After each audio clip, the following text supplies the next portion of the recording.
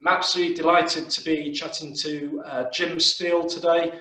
Jim is one of the world's most recognisable motivational speakers and personal development experts. Jim, good morning. Oh, hi, how you doing? Really well. Thanks ever so much for being here this morning. I rewatched last night one of your speeches to about 1,000 people. 2019, correct me if I'm wrong, it was to the sales conference. Yeah, National Sales Conference, yeah. And before I watched it last night, I'd come up with a whole load of questions, and then I realised you can speak quite eloquently for as long as you can speak. So I just wanted to ask you a couple of bits to get you started, and then potentially you could interject, if that's all right. Yeah. Someone close to me said to me the other night, life is life. And she is in a particularly bad place and just sort of accepting, that sort of bad existence. So, Jim, how would that individual or someone else in that situation start getting back to where they need to be? Well, I think it's fair enough to be in a difficult space right now. Let's not trivialize how challenging this is for some people. I did a podcast going back in April. And I said, okay, lockdown, one word, what comes to mind? And there's about, 500 people on the call, and hundreds of words came through. And there was everything on there from nirvana to hell on earth and everything in between. So, I think it's appropriate to be in a challenged state right now. So then, of course, like on the change curve, we start with a bit of shock, we get a little bit of denial. We get into perhaps a confused, frustrated state. But in order to start to pull out of that, and the speed at which we go through that curve is down to how quickly we just kind of come to terms with it, recognize the things we can control, the things we can't. That's pretty standard. And start to get into a state of acceptance. And I don't mean acceptance as in resignation, but acceptance as in there is a reality, right? And then the next move is, what's my outcome? What am I trying to move towards? Right, and so you accept what's happening. You create a new direction, and that's key. I was listening to a clinical psychologist talking a few months ago about tapping potential, and it was quite interesting because it was a sort of academic take on something that I'd played around with for years. If I ask an audience how much of your potential you're tapping, if I asked this person how much of your potential are you tapping, she'd come with a number would come to mind. And I don't know how you get a number because it's quite a complex question that. But you'd come to a number. And I can just make one obvious prediction that it's not 100. No one's thinking 100, right? We all think there's some to be had. So this guy was talking about how do you access that? And he said, well, first thing you do is you have to set something up that you're moving towards. So, a challenging, high, hard goal. Even if you're not sure how you're going to get there, that isn't the point. The purpose is to set something in terms of something to focus your attention on. Once that's clear, you'll start doing stuff. You'll start, prioritizing, and there'll be a hierarchy in your actions. And then what will happen is at some point you're going to go, I'm not sure I'm good enough. I'm not sure I can get out of this situation. I'm not sure I can move towards what I'm trying to move towards. So you hit a wall. But then what happens, of course, is then your brain starts to think, well, I really want to move towards this desired state. This situational stress is provoking me. I've got to get better with people, a better influencer, better, whatever the better is. The brain starts to find new parts. And he was saying that you need to have these two aspects of something purposeful and meaningful that's interesting to you, and some situational stress to drive your mind into thinking new thoughts. And then you start tapping this resource called potential. So, without the purposeful outcome that you're looking for, it's just stress, right? And we're not built to be flooding ourselves with cortisol 24 hours a day, which is what it's been like. So you have to balance that with, I know it's challenging, I know there's no predictable future right now, but within that, you've got to try and settle on, I'm going to move towards this outcome. And even if I'm not sure how to get there, it's going to get me up in the morning, right? So, I would have that conversation. I wouldn't go straight in with, I certainly wouldn't go in with things like be positive, right? I'm all for being positive. But the problem is, I remember selling, when I was in sales years ago, my manager would say to me after a full day of failure and rejection, he'd say, come on, Jim, make one more call, just be positive. And I'm like, he meant well. But you get those days when you think, I've earned this depression and I'm going to have it. And the last thing I want is someone saying, come on, cheer up, right? I've been guilty of that myself. It's an instinctive maybe old school way of going up to someone, come on, let's do it. And people need doesn't work. People need a strategy, not a strap line, right? If you say do this, do these 4 things in this order, you're going to start to feel resourceful. That's useful. That's useful commentary, right? So how should we deal with pressure? You talked about the stress. How should we deal with when you're in that sort of situation? And God, I mean, look, there's been such an intensity about this last 6 months for most of us. Like you said, when it hit, some people are okay, some people are suffering more than others. For me in business, I speak to crowds. Therefore, my pipeline fell off a cliff. And there was an intense 6 weeks, a lot of pressure. Now, what's pressure? Pressure is a result of 3 things coming together. Any situation where the outcome is uncertain, the outcome is important to you, right? And you're going to be judged either by yourself or by somebody else. When those 3 things are in play, pressure, ensues, right? So how do you mitigate against that? And I think, rather than, one of 2 things, either you change the situation, right? If you can change the circumstances, do that. That makes sense. But if you go, well, that's ridiculous, I can't change that. Well, in that case, you've got to change your response. And, for me, it's just about starting to understand the way the brain works, the way the mind operates. Again, like I said a second ago, if we're threatened by something, and this is definitely a threat, the reptilian brain has to react, and it goes into fight or flight. We get a rush of adrenaline, we get some cortisol. Nothing wrong with that in the short term because it provokes you to move, but after a while it can be wearing, right? And it wears you down. So how do you mitigate against that? Well, one, you have to try and suppress that. You've got to suppress the brain chemicals. One way is just like a self-encouragement almost. If someone says to you, oh mate, you've done a great job there, thanks for your contribution, I couldn't believe how well you pulled that off, most people wouldn't have done, but you really dug deep. If someone gives you that feedback, you get a little dopamine hit, right? And it feels good. And what that dopamine hit does in that moment is it suppresses any cortisol or adrenaline. It allows you to keep moving forward. You don't quit. People that quit something because of pressure, they quit because there's too much adrenaline and cortisol, and they're not able to suppress it. If they could just maybe a few times a day pause and just go, okay, look, let's think how I'm doing it. What am I trying? What's working? What have I done that I should feel good about, or a little proud of at least? These little dopamine hits suppress that feeling, and then you feel able to move forward, right? So that's one way. You've got to try and adjust the brain chemistry, frankly. So I know I've heard, obviously, you speak a couple of times, and I've listened to some of your audios, etc. And in terms of the people that sort of inspired you, I think you were pretty taken by Wim Hof. Yeah, I tell you what, interestingly, he's a character, and he's not everyone's cup of tea. But I came across him a couple of years ago. A client said to me, can you combine high performance and well-being? Is it possible to combine those 2? We know that both are relevant, and we know that some type A's, high performers, maybe don't look after themselves so much. There are others that are into well-being that maybe aren't going to produce that much. So how can you ramp up productivity and sustainability? And it really provoked me to have to think, and go and look into, some other disciplines. So anyway, long story short, I took on a challenge, this long distance endurance event, this triathlon. I had no right doing it. I wasn't in any way in the right shape for that. I had several operations on my back, my knees. Anyway, long story short, while I was training, I bumped into a few people that mentioned this guy, Wim Hof, right? And I just kind of followed it up. I said, well, why would you mention him? It seems like he's like an extreme adventurer. He said, there's some techniques he's using, right? Some breathing techniques. I said, breathing techniques? I'm like, come on, I've been breathing all my life. What do you mean breathing techniques? He said, no, I know it sounds ridiculous, but just judge by results. And like I say that all the time to people. So I thought, okay, well, fair enough, I will. So I followed it up, and I tested the strategy he teaches, which he stumbled across through his life, but it's been, rigorously tested. Radboud University, Stanford, Harvard. There's been 5 or 6 top universities have looked at this guy going, we need to work out what he's doing, because he's actually influencing the autonomic nervous system. He's influencing this fight or flight response. Now, look, there's a lot that goes into it. There's a lot of benefits. I won't list them all. But one, I found, if you do this technique, it takes about 10, 15 minutes. I do it every day without fail. It's like going to the gym for me. It's like, workout from the inside out. All I know is, and I've had enough feedback over the last couple of years of coaching people on this, when you get into this pattern of influencing the way you respond to pressure and stress by, controlling this reaction.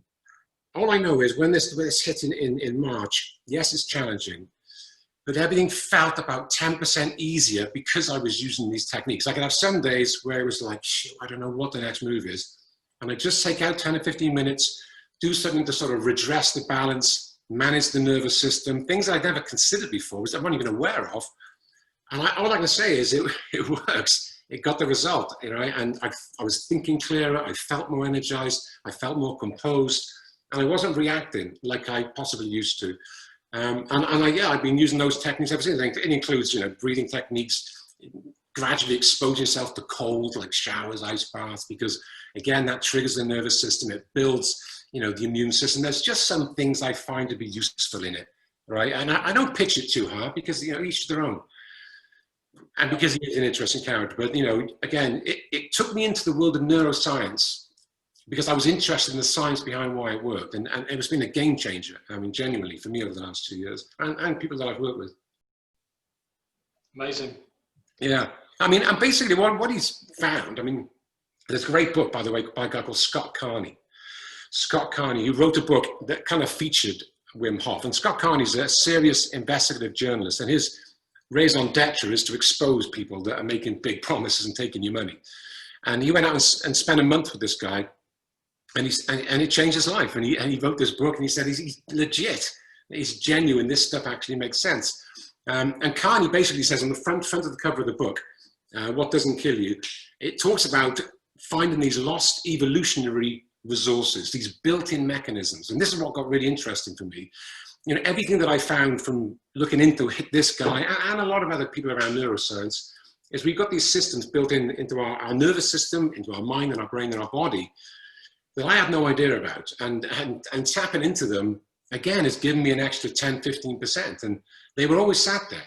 You just got to go looking and find access to them, because honestly, it makes a difference, really. And it's not about being positive. It's about being logical and accessing brain chemicals that just make a difference to performance.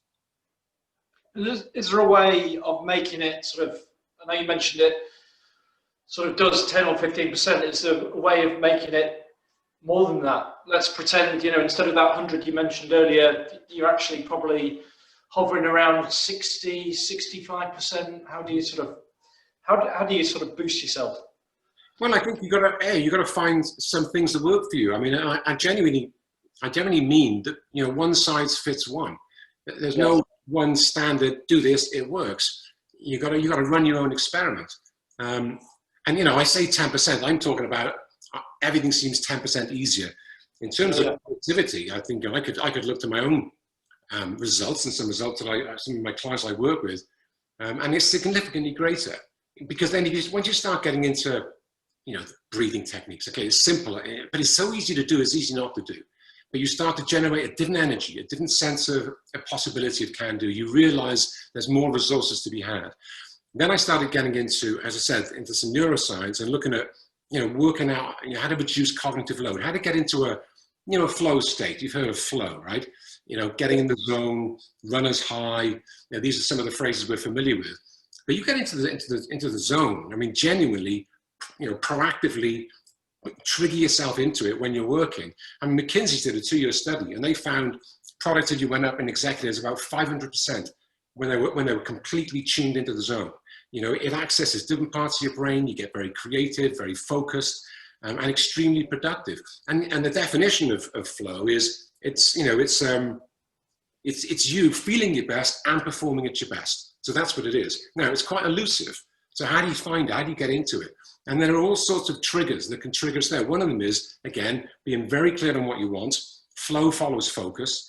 Being very clear about your outcome. If you're going to work for 3 hours, specifically on what, one thing and one thing only, reduce cognitive load, get rid of all distractions, and you trigger yourself, you force yourself in, and your brain starts to operate in a very different way. That's just fascinating, and it's not about, again, giving yourself a pep talk, trying to get motivated. It's way more subtle. And in fact, I think it's much more three-dimensional because, your whole way of thinking starts to shift. You make different connections. You spot patterns much clearer. You know, I'm talking about it because I've been designing this. I've been working on this for the last 2 years, and more so in the last 7 or 8 months because of what's been happening. And I'm just, you know, I'm on a roll, just so excited about this content because, you know, in these extreme circumstances, I don't know if I want to be trying to motivate people by giving them a pep talk. I want to give them some strategies that they're built into their mind and their body, and they just do it, it gets the job done. I find that quite reassuring, all things considered. Can we implement these strategies bit by bit, so little by little? Is that how you'd suggest someone would do it? I think so. I mean, look, it's like anything, isn't it? You know, I always get a bit wary and people go, give me the one key thing. Give me the 3 top tips for. You kind of go, well, you know, high performance is about process. You know, high performance is about, you know, it's a momentum game. You know, it's a long journey. It's not about quick wins, in my opinion. So I think marginal gains is always going to be a way forward. I mean, discipline, certainly, creating new habits for sure, you know, and just, you know, just gaining some knowledge on, you know, how to trigger yourself into a better state. So yeah, I mean, you can take a gradual approach to it, but I mean, frankly, you know, flow is a way of action. Flow is not a mood. You know, it's not something you bliss out on, right? You provoke it by stepping into a situation where there's a demand, there might be a deadline, there's a little intensity, you know, but you're operating, and they use this skills challenge balance. You're operating just outside your skills ratio, just a little, you know, just enough so it pushes you and engages you and excites you, right? If you get too much challenge for your skill, you get overwhelmed, you pop out of flow. If you get too much skill for your challenge, it's boring, you pop out of flow, right? So it's trying to kind of give yourself the task, that, you know, the outcome you're looking for today, the clear goal that's a stretch, but you're not going to snap, right? That in itself is a trigger to flow. I mean, look, flow is something we've all experienced. It's not a new a new concept. You know, it's like people in work, you know, chatting for 2 or 3 hours. They go, I can't believe where the time's gone. That's flow, right? People in sports go for a run. They'll go for a walk in nature, you know, because the nature changes the way they perceive things. 2 hours, I can't believe what happened. The time distortion happens. Everything seems effortless, you know. That's what flow is. So it's not a new thing. It's not weird or anything woo-woo. It's just trying to package it and go, how do I predict it? How can I make sure that it shows up on a daily basis? That's the challenge. Yeah. Tell us about the Shaolin Monks experience. Yeah, I mean, look, that was amazing. I mean, that's the one thing I miss with this world is you can't really challenge anybody in the room because there's no room, right?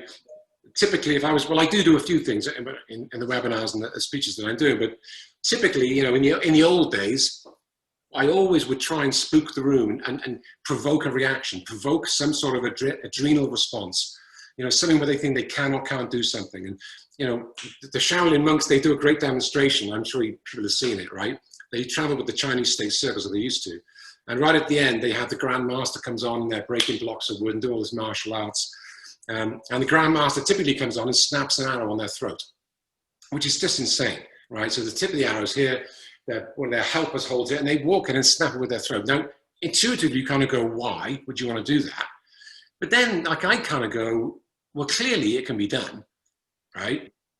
And I'm therefore compelled to go and find out how to do it, which is exactly what I did. And I got some arrows and I tested the strategy, and after a few goes, it kind of snaps quite easily. And you start to realize snapping an arrow on your throat actually isn't difficult. I mean, it sounds ridiculous, but it's not. It's confrontational because our belief systems are conditioned to go, arrows go in things, right? So all of our beliefs move us away from it. But that's quite a nice metaphor. But they're real arrows.